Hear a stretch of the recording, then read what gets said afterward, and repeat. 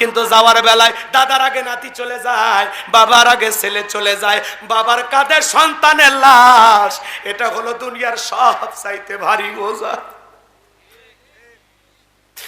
কত বাবা তার সন্তানকে নিয়ে অঝরে চোখের পানি ছেড়ে দিয়ে কাঁদে।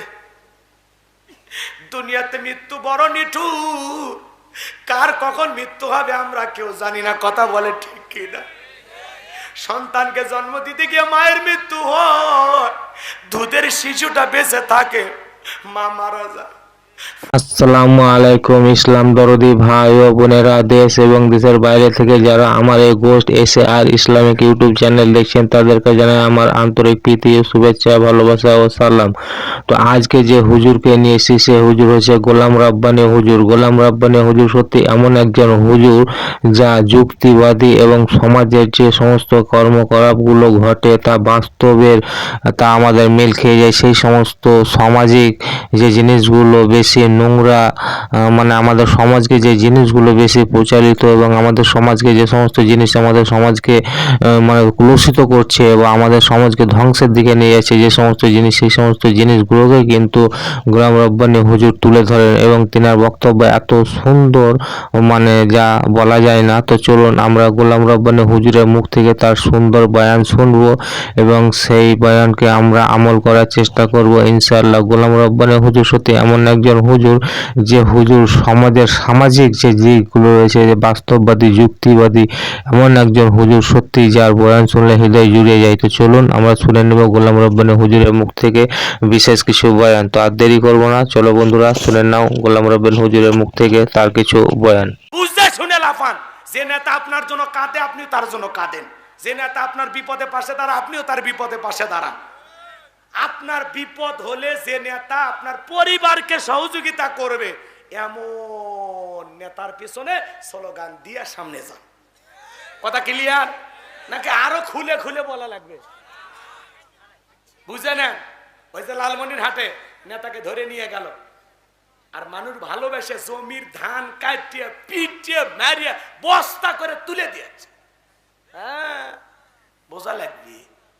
কথা কি বোঝা গেল? চলেন সামনের দিকে যাই। এইবার জেলার যায় বলে, হাসা আপনার স্বপ্নের কথা যে জানে, স্বপ্নের ব্যাখ্যা যে জানে, তার একটা শর্ত আছে। কি শর্ত? তার ৭০,০০০ লোককে গ্রেফতার করা হয়েছে, তাদেরকে ছেড়ে না দেওয়া পর্যন্ত সে আপনার সামনে আসবে না।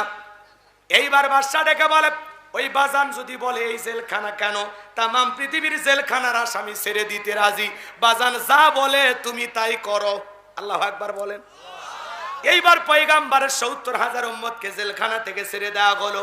একে একে তাদেরকে ছেড়ে দেওয়ার পর আল্লাহর পয়গাম্বর সবার শেষে জেলখানা থেকে বের হইয়া বাদশার দরবারে প্রবেশ করবেন। ওই বাদশাহ বখতে নাসরের দরবারে প্রবেশের নিয়ম হলো যত মানুষ প্রবেশ করে মাথা নত করে প্রবেশ করতে হয়, কিন্তু নবী দানিয়াল একজন পয়গাম্বর, সে কোন জালেমের কাছে মাথা নত করতে পারে? ইমানদার কোনদিন কোন নেতার কাছে, কোন জালেমের কাছে, কোন মাজারে মাথা নত করবে না। ইমানদারের মাথা নত হবে মসজিদে। কথা বলেন ঠিক কিনা? আল্লাহর পয়গাম্বর দেহটাকে আঁটোসাঁটো করে মাথাটাকে উঁচু করে কৌশল করে যখন বাদশাহ দরবার প্রবেশ করলেন, বাদশাহ বখতে নাসর রেখে বলে, এত মানুষ আমার দরবারে প্রবেশ করে, সবাই মাথা নত করে সিজদা দেয়, তুমি কেন মাথা নত করলা না? আল্লাহর নবী ডেকে বলে, আপনার স্বপ্নের কথা যে আমার মাথার মেমোরির মধ্যে সেভ করে দিয়েছে, তার কথা হলো তাকে ছাড়া আর কারো কাছে মাথা নত করা যাবে না। যদি মাথা নত করতাম আপনার মতো স্বপ্নের কথা ভুলিয়ে দিত, আপনিও টেনশনে মারা যেতেন, আমাকেও মেরে ফেলতেন। তখন ডেকে বলে, বাজান যা করেছো ঠিক করেছো, আসলেই তোমার মাথায় বুদ্ধি আছে। চিৎকারে মেরে বলেন সুবহানাল্লাহ। নবীদের মাথায় বুদ্ধি থাকবে না, থাকবে কি জালেমদের মাথায়? ভালো করে বোঝেন। এইবার বাদশা বখতে নাসর নিজে সিংহাসন থেকে উঠলেন, এরপরে পয়গাম্বরকে ধরে সিংহাসনে বসায়া দিলেন। তাহলে বলেন, জেলখানা থেকে মুক্ত করে চেয়ারে বসায়া দেন তিনি কে? আরো জোরে বলেন তো কে? সে আল্লাহ আজও আছে না নাই? বাদশা বখতে নাসরের চেয়ারে পয়গাম্বর বসে গেছেন। এইবার বাদশা ডেকে বলে, বাবা তাড়াতাড়ি করে স্বপ্নের কথা বলো, আমি স্বপ্নে কি দেখেছি, এই স্বপ্নের ব্যাখ্যা কি হবে, তাড়াতাড়ি করে বলো। আল্লাহর পয়গাম্বর স্বপ্নে এবং স্বপ্নের ব্যাখ্যার কথা বলবেন, বাকি ঘটনা কি শোনার ইচ্ছা আছে? কারা কারা শুনে একটু হাত তোলেন। লিল্লাহে তাকবীর। লিল্লাহি তাকবীর। হাত নামান। আয়াত বাকি আছে আর একটা, মনে আছে না নাই? আমার আল্লাহ বলেন, কয়েকটা মিনিট হয়েছে যখন কষ্ট ভাই দোয়া করবো, শোনেন বাজান গো, আমার আল্লাহ বলেন কয়েকটা মিনিট এই আয়াত শেষ করে, এই যে হযরত আলীর কথা মনে আছে না নাই? আছে আছে বাজান গো আমার, আমার আল্লাহ রাব্বুল আলামিন বলেন, আল্লাযী খলাকাল মাউতা ওয়াল হায়াতা লিয়াবলুয়াকুম আইয়ুকুম আহসানু আমালা ওয়া হুয়াল আজিজুল গফুর। আমার আল্লাহ ডেকে বলেন, আল্লাযী খলাকাল মাউতা ওয়াল হায়াতা, যিনি সৃষ্টি করেছেন মৃত্যু আর জীবন, লিয়াবলুয়াকুম আইয়ুকুম আহসানু আমালা, আমার আল্লাহ পরীক্ষা করে দেখবেন আমলের দিক দিয়ে কার আমল কত বেশি ভালো, কার আমল কত বেশি উত্তম। যার আমল সুন্দর তার আখিরাত সুন্দর। আল্লাহ পরীক্ষা করে দেখবেন আমলের দিক দিয়ে কার আমল কত বেশি উত্তম, কার আমল সবচাইতে ভালো, আল্লাহ পরীক্ষা করে দেখবেন। আল্লাহু আকবার বলেন। তাহলে আমাদের উত্তম আমলওয়ালা হওয়ার দরকার আছে না নাই? তাহলে একটু আয়াতের প্রথম দিকে লক্ষ্য করেন, আল্লাহ বলেন, আল্লাযী খলাকাল মাউতা ওয়াল হায়াতা, যিনি সৃষ্টি করলেন মৃত্যু আর জীবন। আল্লাহ সর্বপ্রথম মৃত্যুর কথা কেন বললেন? এই দুনিয়াতে আসার একটা সিরিয়াল আছে, যাওয়ার কিন্তু কোনো সিরিয়াল নাই। দাদা আসছে, দাদার পরে বাবা আসছে, বাবার পরে আমি আসলাম, আমার পরে আমার সন্তানের আসলো, কিন্তু যাওয়ার বেলায় দাদার আগে নাতি চলে যায়, বাবার আগে ছেলে চলে যায়, বাবার কাঁধে সন্তানের লাশ। এটা হলো দুনিয়ার সব চাইতে ভারী বোঝা। কত বাবা তার সন্তানকে নিয়ে অঝরে চোখের পানি ছেড়ে দিয়ে কাঁদে।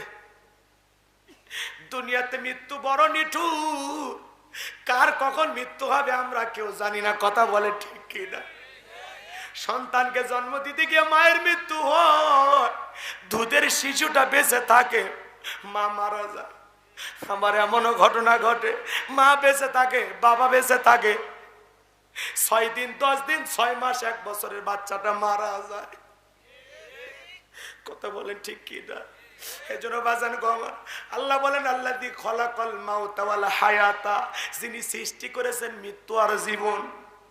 বাজান গো, দুনিয়াতে একটা মানুষ জন্মগ্রহণ করবে, 9 মাস 10 মাস আগে জানা যায় একটা মানুষ দুনিয়াতে আসবে, কিন্তু যাওয়ার বেলায় 9 সেকেন্ড আগেও জানে না কার কখন কোথায় মৃত্যু দাঁড়িয়ে আছে। কথা বলেন ঠিক কি না?